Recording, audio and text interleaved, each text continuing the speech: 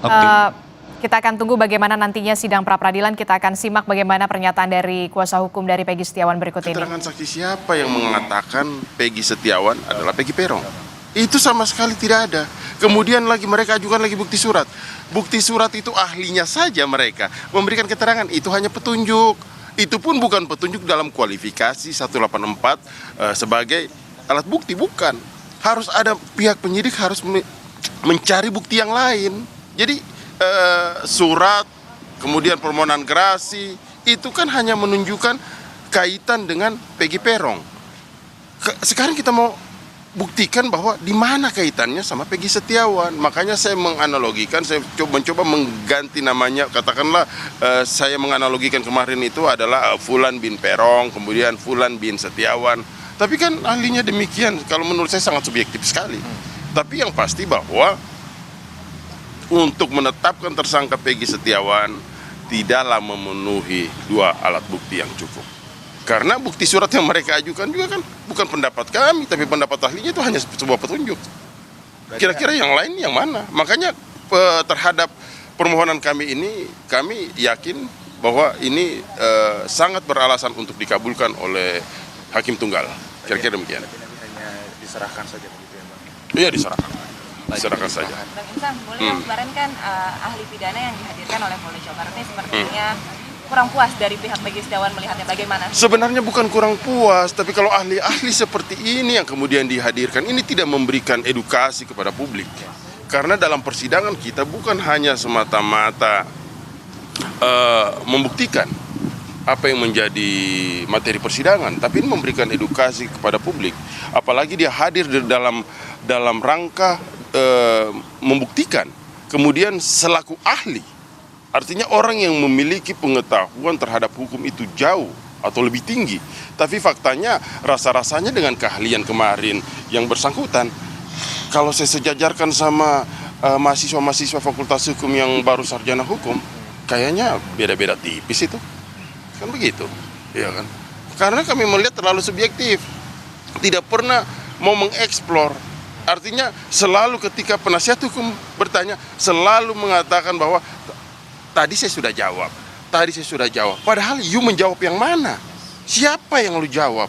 Kemudian seorang ahli itu tidak bolehlah menolak pertanyaan. Sama dia mengatakan, oh saya tidak mau menjawab karena ini hanya sebatas materi pra-peradilan.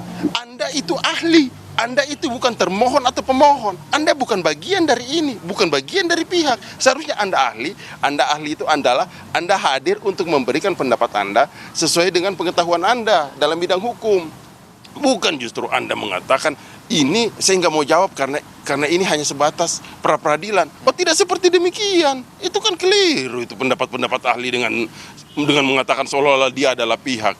Ya kalau dia munculkan keterangan seperti itu, maka kami menduga apakah ini memang terkolaborasi dengan pihak termohon sehingga keterangannya tidak memberikan subjektif, keterangannya tidak memberikan netral. Ini kan sama sekali tidak memberikan edukasi kepada masyarakat atau publik. Kira-kira demikian. Tadi sekali lagi penegasan, Bang, bahwasannya pihak dari kuasa hukum ini optimis untuk... Oh, sangat optimis, aku yakin, karena keyakinan kami berangkat dari fakta-fakta persidangan, kemudian berangkat dari bukti-bukti yang ada, sampai tahap terakhir kami menyimpulkan bahwa Polda Jawa Barat tidak memiliki dua alat bukti untuk menetapkan Peggy Setiawan menjadi tersangka. Kemudian juga jelas sekali kemarin bahwa dalam penetapan DPO-nya juga demikian, penyitaannya pun juga ahlinya sendiri mengatakan bahwa itu bertentangan dengan hukum. Jadi seperti apa ini? Memang sejak awal ini terlalu dicari-carikan, terlalu dicocok-cocokkan. Makanya ini kami dalam materi pra-peradilan ini sebenarnya secara substansinya adalah kita mengkoreksi kinerja kepolisian. Karena yang kami harapkan adalah aparat penegak hukum menjalankan tugas secara fairness. Jangan mencocok-cocokkan apa yang dialami oleh Peggy Setiawan ini terlalu dicocok-cocokkan, kemudian dicarikan bukti bagaimana yang Peggy Setiawan ini bisa masuk dalam bui. Kan tidak seperti itu. Tidak pantaslah seperti itu. Peggy Setiawan ini orang yang tidak berdaya. Orang yang hanya sebagai kuli bangunan kemudian harus bertanggung jawab terhadap, sekali lagi saya katakan, terhadap perbuatan yang sama sekali mereka tidak lakukan. Kan seperti begitu. Ini betul-betul harapan kami putusan pengadilan ini menjawab rasa keadilan bagi si pencari keadilan. Mudah-mudahan demikian.